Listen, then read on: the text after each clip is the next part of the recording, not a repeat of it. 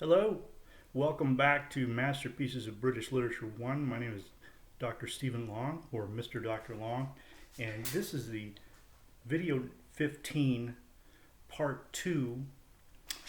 And I titled this video The 18th Century Poetry Form to Content. And I'm going to focus on Alexander Pope and the progression from Alexander Pope over to the Romantic poets who wrote at the end of the 19th century, or at the beginning of the 19th century and the end of the 18th century.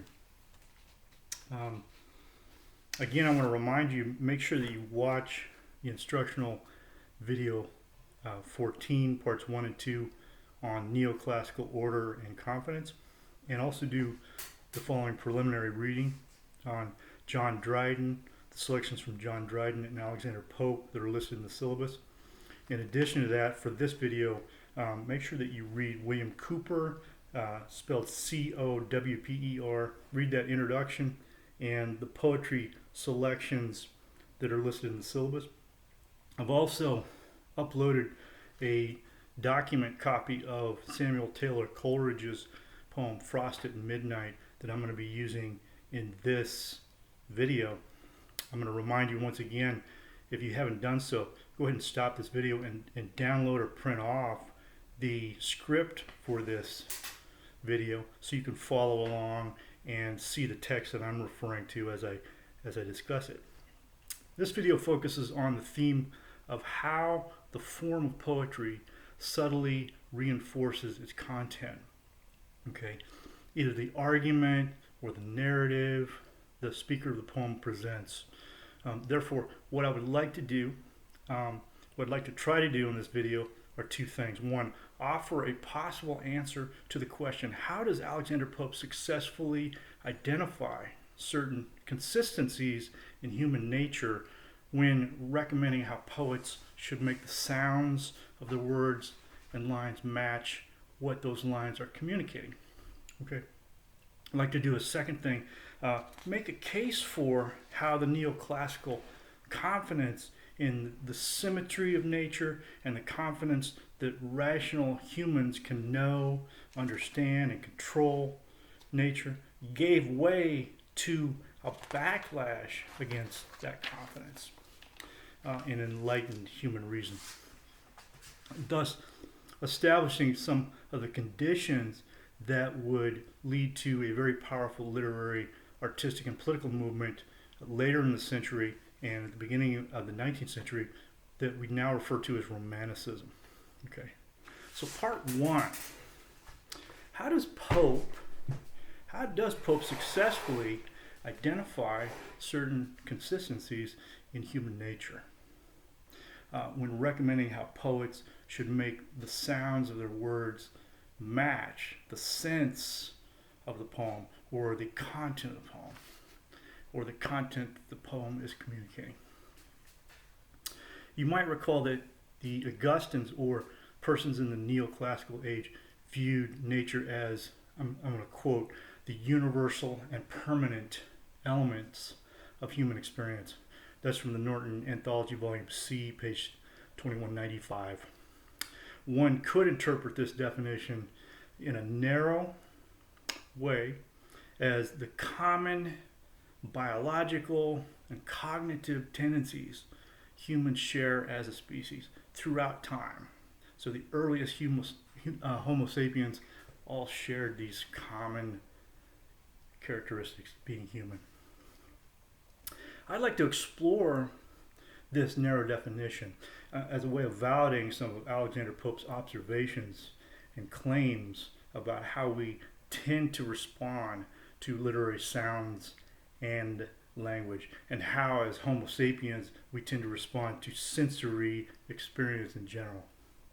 To clarify, I would like to begin with a much earlier example of literary criticism, Aristotle's Poetics. That's going a long way back. Aristotle in his Poetics points out the very practical truth that human observers have a limited attention span.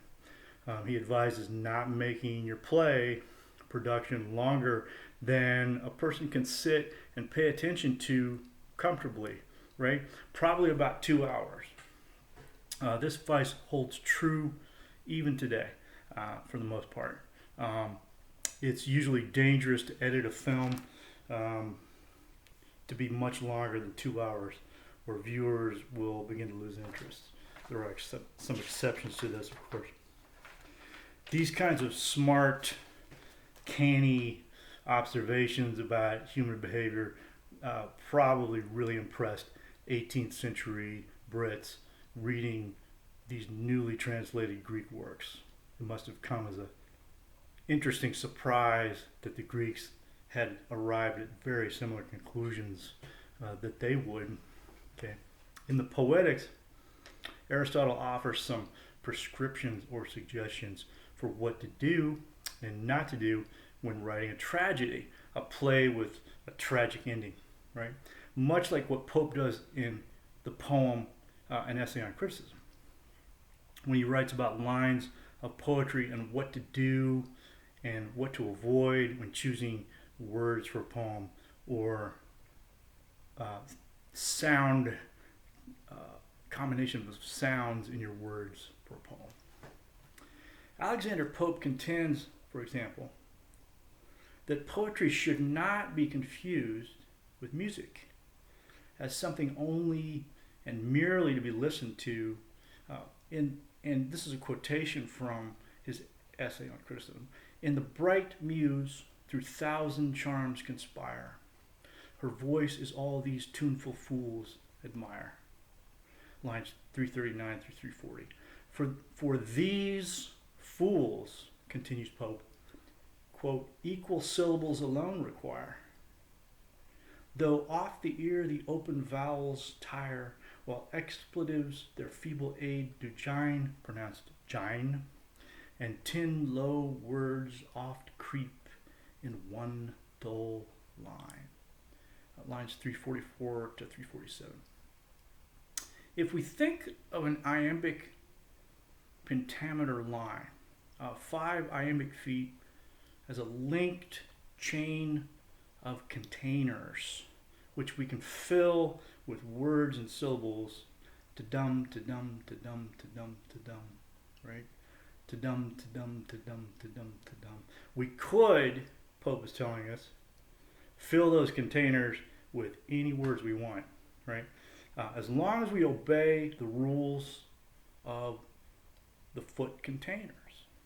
But Pope does not think it's a good idea, because Pope understands that syllables in the English language can have very different sound effects.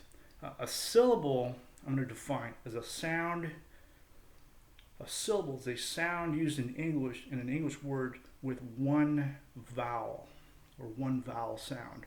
You can only have one vowel per syllable. If a sound has 2 vowel sounds, it has 2 syllables. Okay?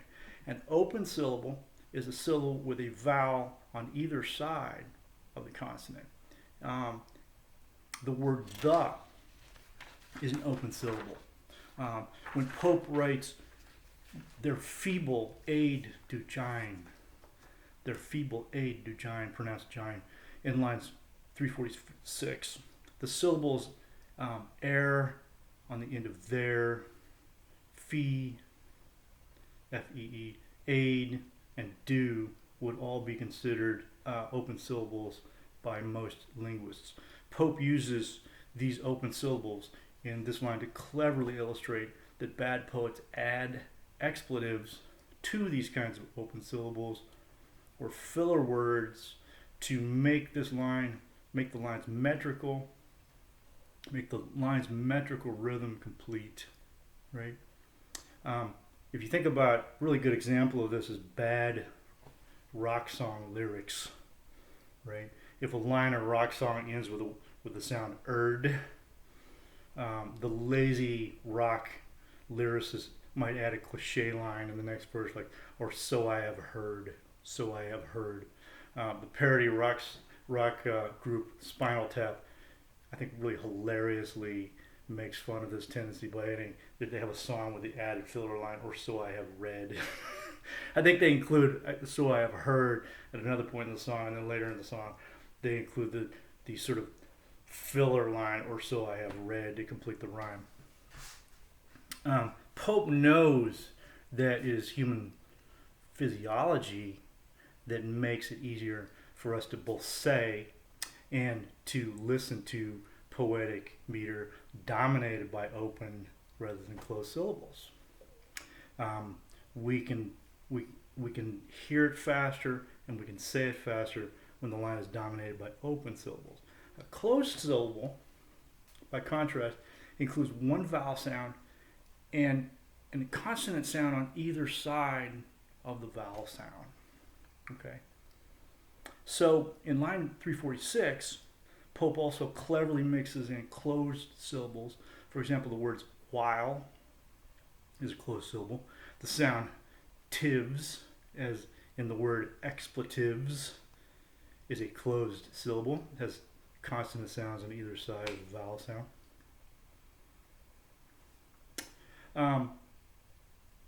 Pope his brilliance rises, though, when in his line 347 he tells us, and 10 low words oft creep in one dull line. The entire line consists of closed syllables, except for the words oft and in. And notice that the word one looks like an open syllable because the word begins with a vowel, the vowel O.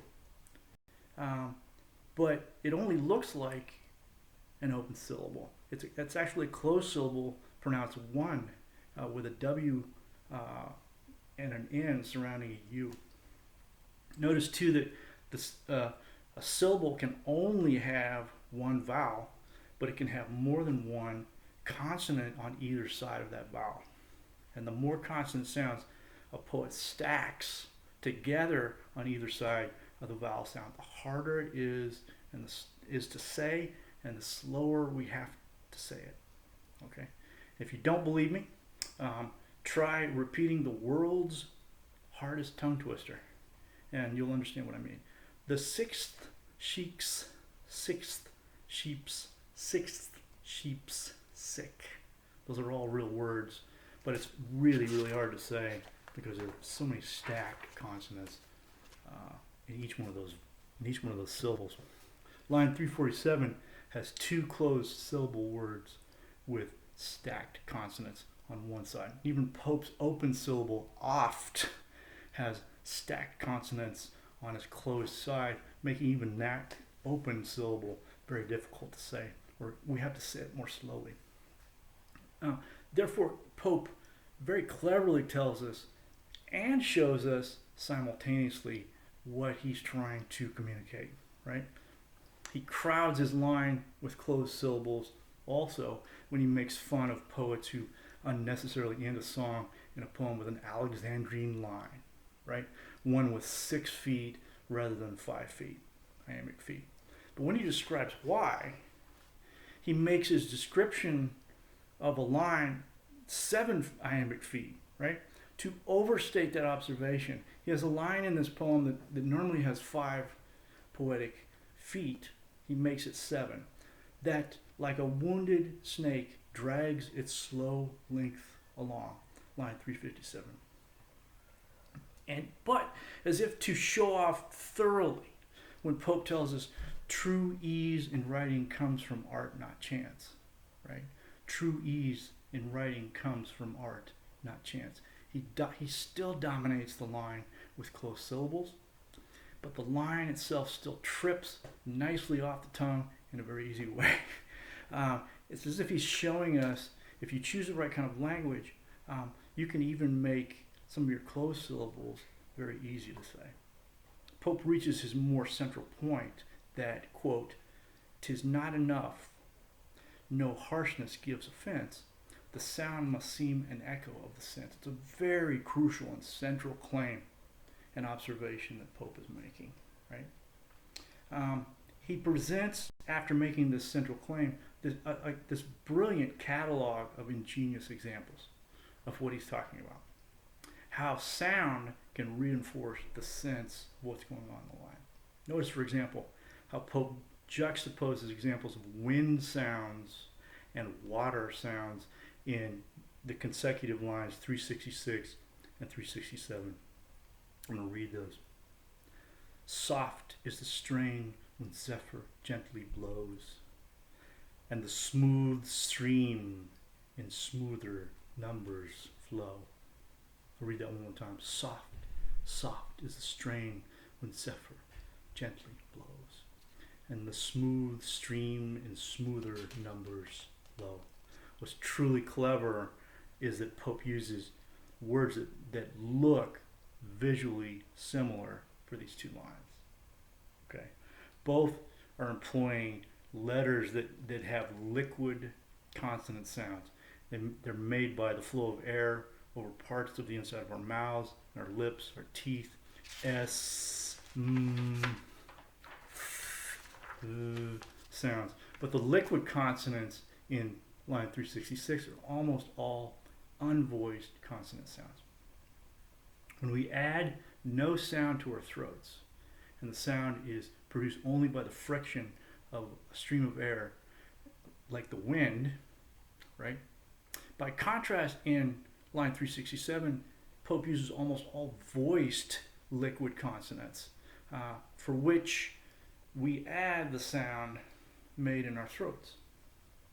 For example, the sound S, and the sound made by Z, are made with the exact same mouth configuration. Okay, but the difference between Z and S is that we're adding the voice sound to our throats.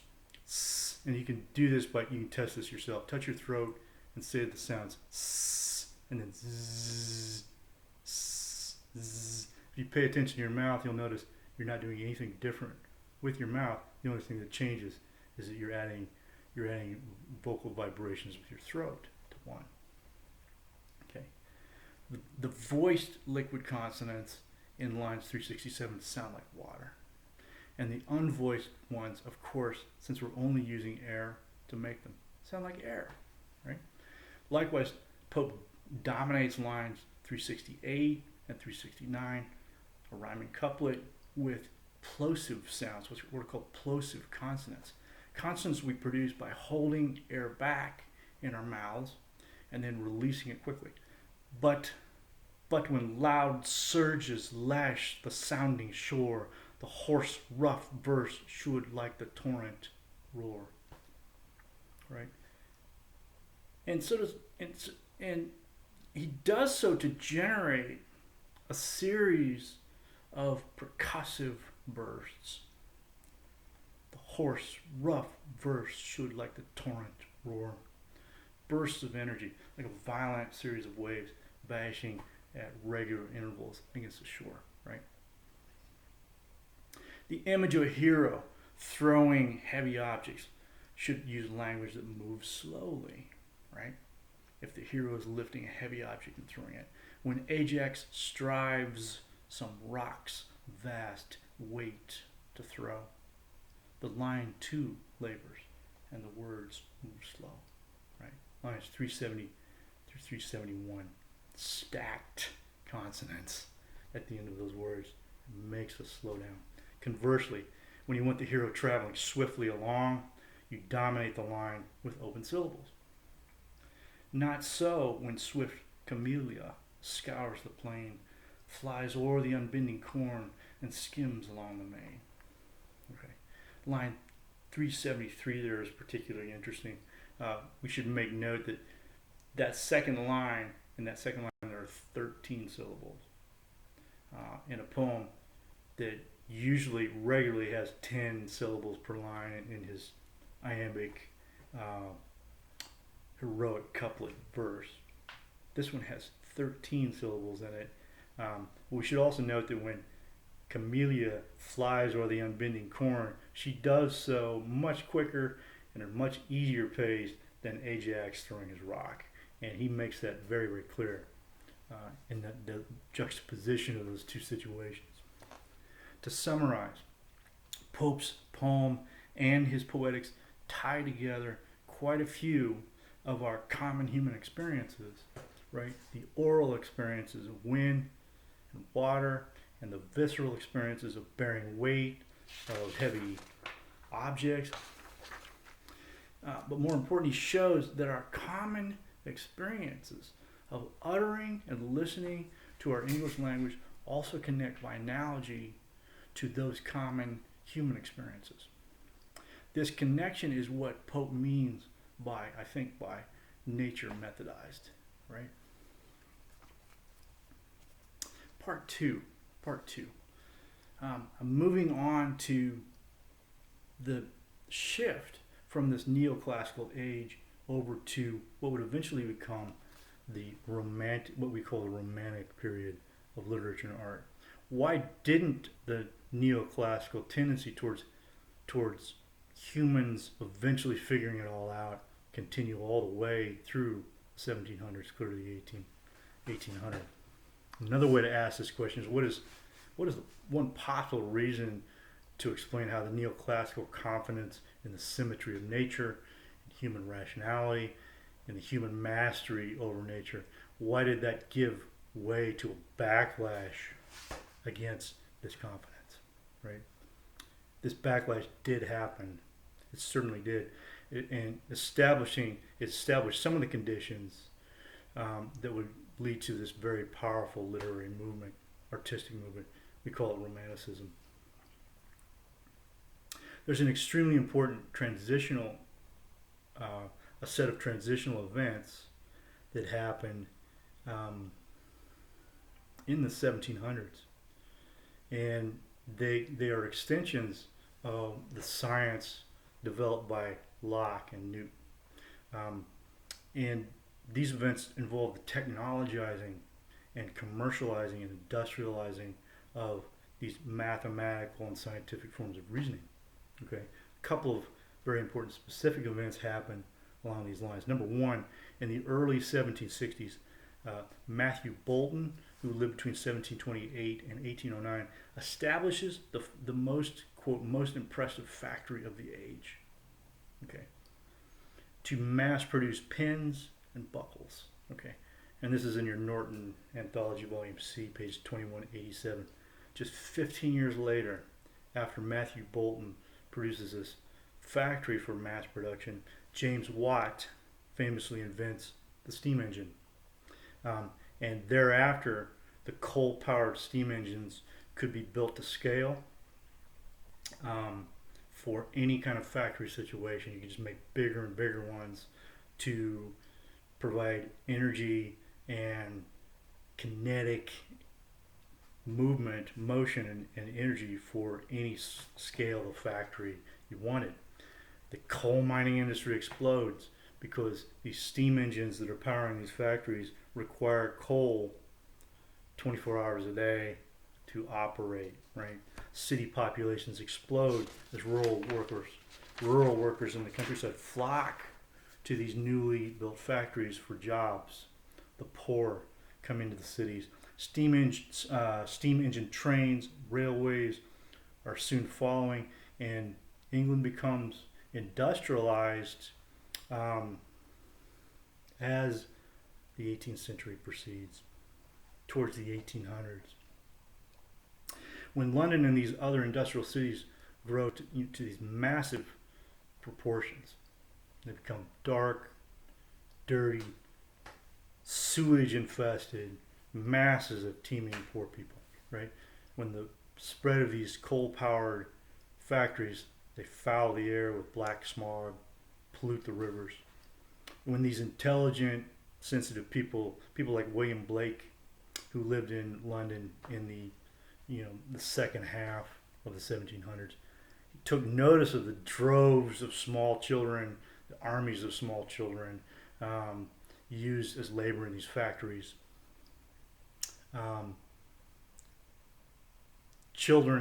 These droves of children that workers, that served as workers, who factory owners loved to employ to operate their dangerous machinery. these poets like Blake, they noticed a couple of things. First, they noticed that the people using the new science to create technological and thus economic advantages for themselves, who could afford to invest in the production of machinery and industrial machinery in particular, were only making the world better for themselves and not all humanity. If enlightenment was and enlightenment ideals that involved the new sciences promised a better world for everyone, writers like William Blake recognized how far short it had fallen. Industrialized technology exploited the poor and it victimized them. They noticed a second thing as well, that intelligent people who felt they must abandon the arbitrary authority of established religions as the Enlightenment occurs. They had to give up reliance on the Catholic Church or the Anglican Church or authorities, religious authorities in those institutions, and who saw the world as threatened, also threatened simultaneously by this widespread takeover of industrialism, who were even then, the industrialists were hoarding up enormous shares of human and natural resources for mass production of commodities. These people, these intelligent people, had to either invent a completely different way of imagining the world, the universe, and humanity, or they had to escape back to the untouched parts and places in the world where technology and industrialism still had not reached. Okay, you had those two options, right? William Blake takes that former route. He takes the former route. It might not be noticeable, but Blake is a consistently urban poet. He does spend a short period of time in a small village outside of London to try to finish some of his longer poems, but it doesn't really suit him that well. he's much better suited as a city person, and he seems to be vitalized by the city. It's a lot like Walt Whitman, an American poet. He's a thoroughly urban poet. If you look at his work closely, he's tightly connected with New York City. He doesn't seem as if he would be an urban poet, but he is. Maybe he doesn't look like an urban person to us. He looks more like a rural person to us, but he's very closely connected with an urban environment. Blake stays in the city for the most part, and he puts up with that urban blight, that overpopulation. He's an observer of the coal smog, etc. And so he felt compelled to generate this imaginary, multi-dimensional realm onto the visible universe in his poetry. These imaginary spaces where things could be otherwise than what he observes. Places where all the exploited and disposable children working in the factories and cleaning everyone's chimneys could occupy in a natural, safe, clean, wholesome environment. You had to imagine this, right? Because he wasn't able to observe it in actuality in the London around him.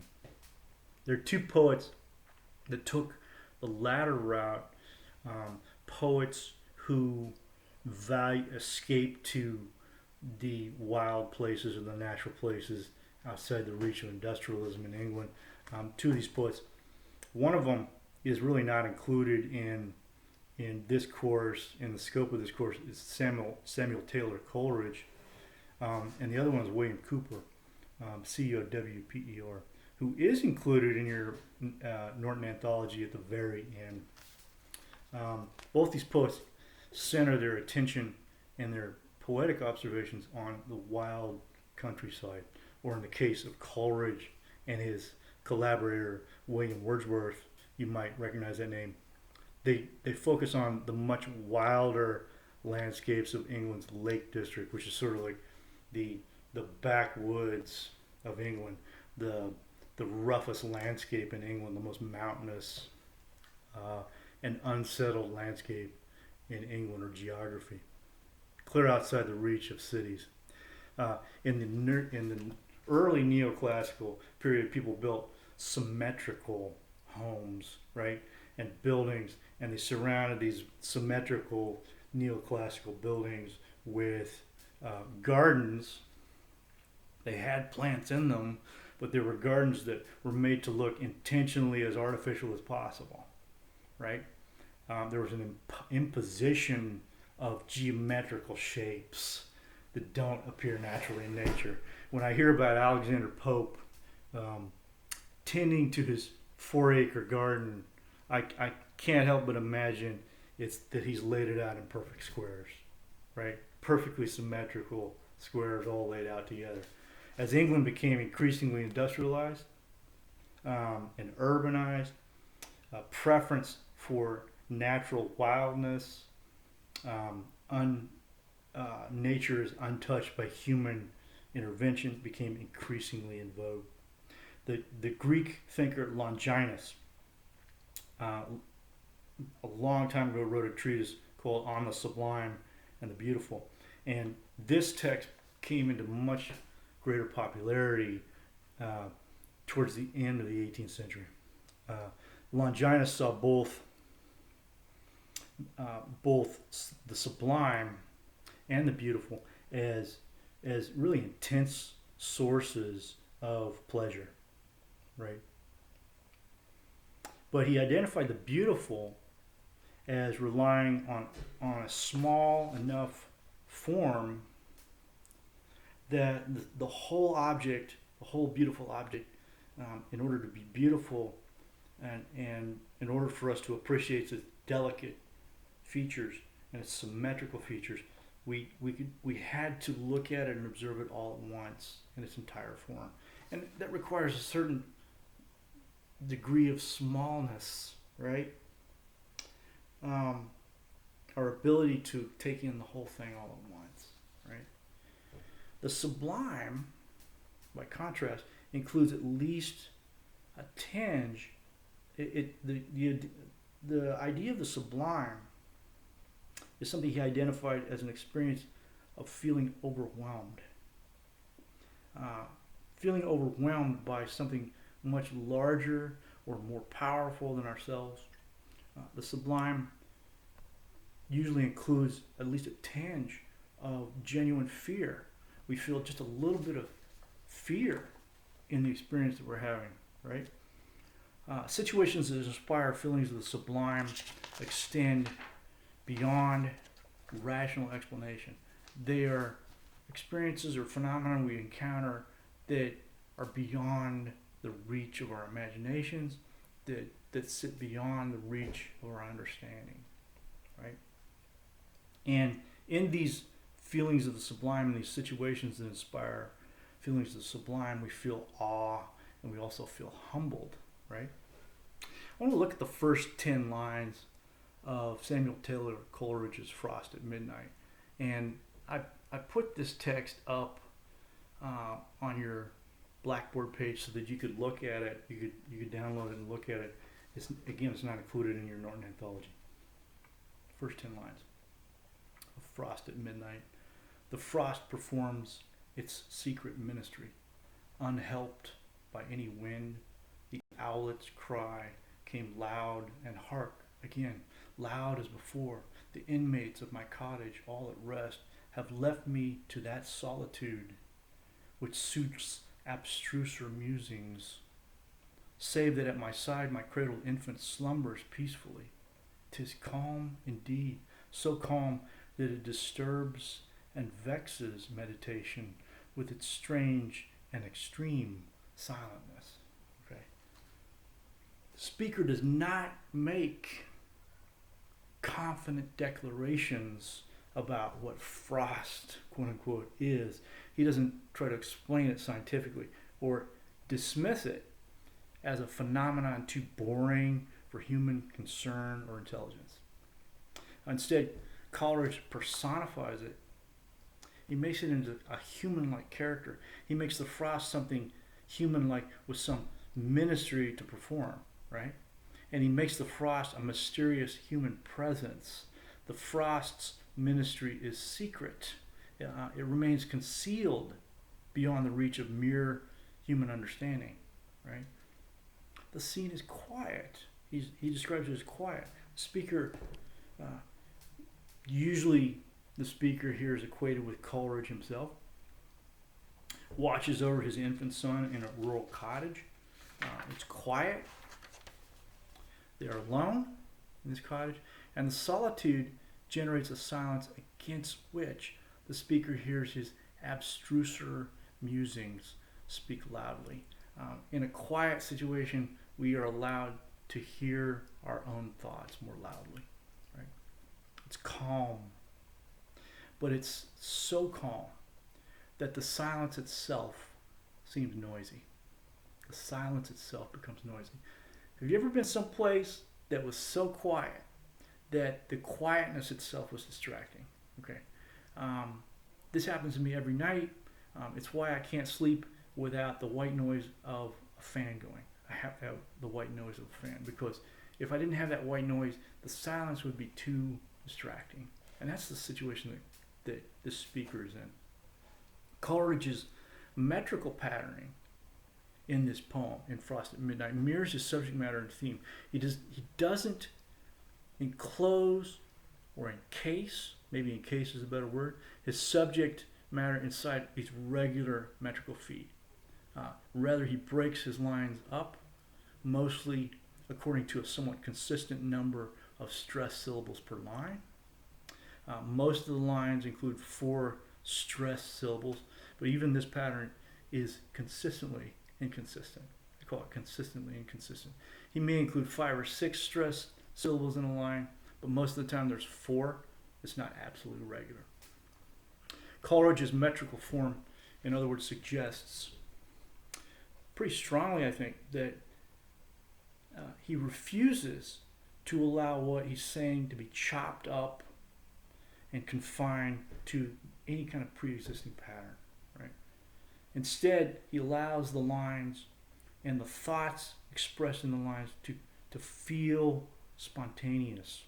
They're given as much space or sentence as they need to manifest themselves.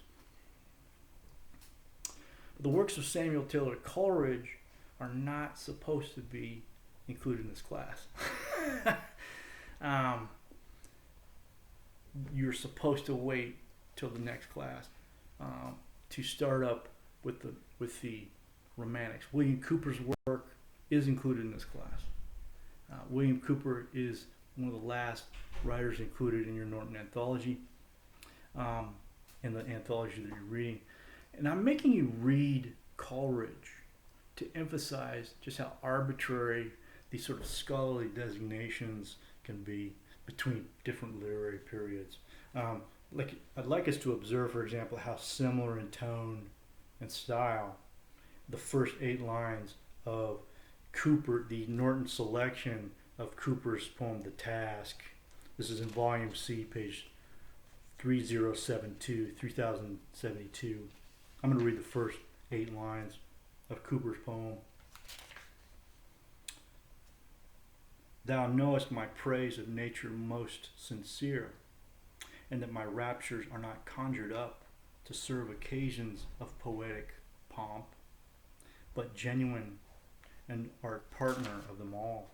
How oft upon yon eminence our pace has slackened to a pause, and we have borne the ruffling wind, scarce conscious that it blew, while admiration, feeding at the eye, and still unsated, dwelt upon the scene. Okay. Very similar style, tone, diction even to Coleridge's poem. And I really think it's almost arbitrary that you're going to put William Cooper in one anthology and put Samuel Taylor Coleridge in another anthology, right? very, very similar. It's pretty seamless. The speaker's raptures in Cooper's poem cannot be conjured up, he tells us.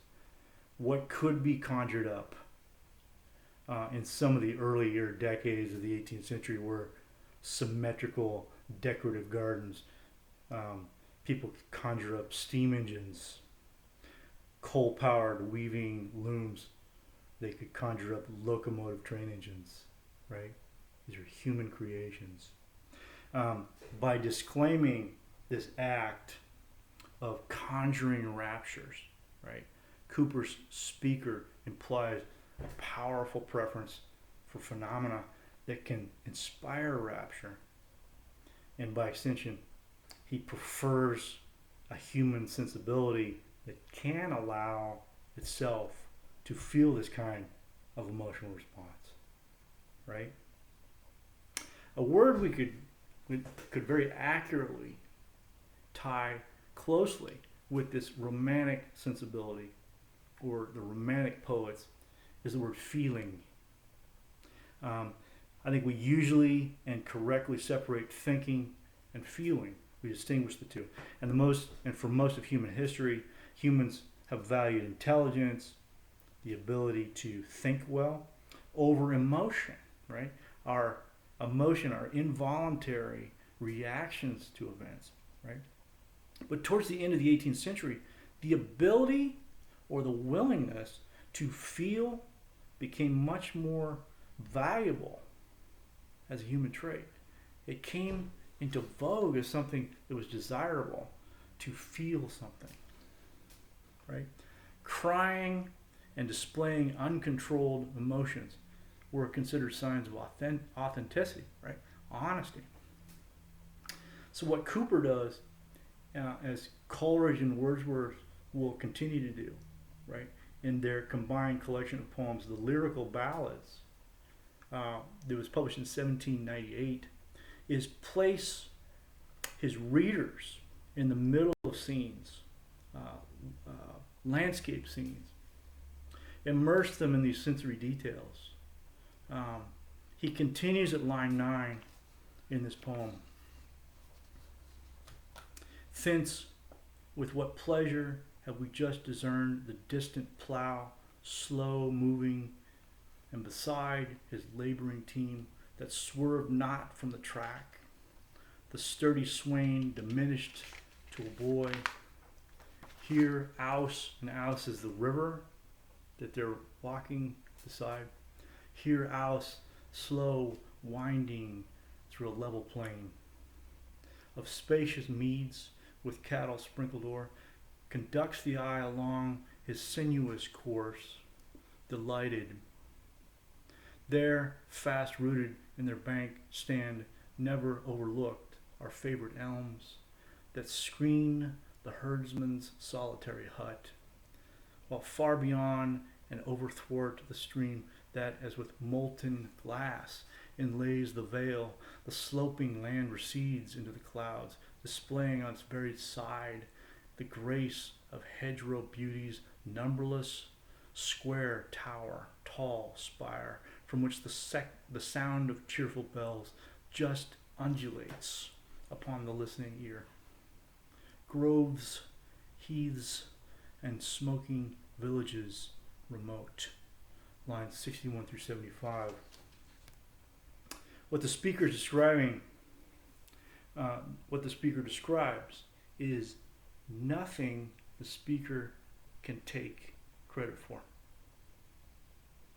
However, there are also features that the less imaginative observer would never notice. Someone who's living in those huts probably doesn't come out of the hut and think, wow, what a rich experience, what a rich set of sensory phenomena I live within. Probably doesn't do that. The speaker that Cowper has speak can certainly do that. Contrast my observation here with Dryden's heroic rhyming couplets, right? And his imaginary mock epic vision.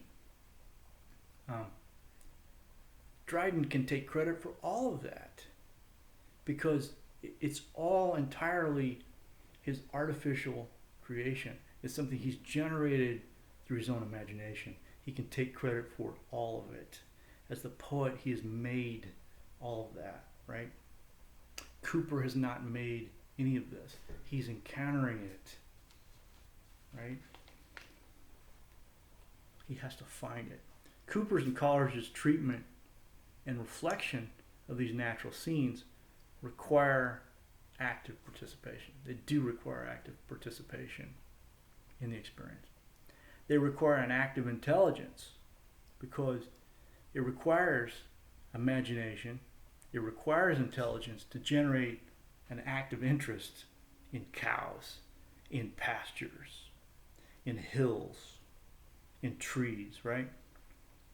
In an otherwise ordinary scene, right? It takes a peculiar kind of genius to generate a feeling of rapture in its presence.